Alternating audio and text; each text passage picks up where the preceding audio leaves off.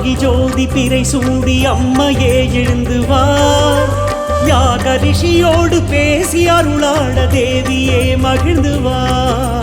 கலப்பை முனை கொண்டு மனப்பை முழுகின்ற சிறப்பை நான் சொல்லவா. மூக்க முகம் கொண்டு வார்க்கும் அருள் காட்டும் தீர்க்க சுமங்கலியே வா. பாதி வாராகி ஜோதி பிறை சூடி அம்மையே எழுந்து வா. தேவியே மகிழ்ந்து வா.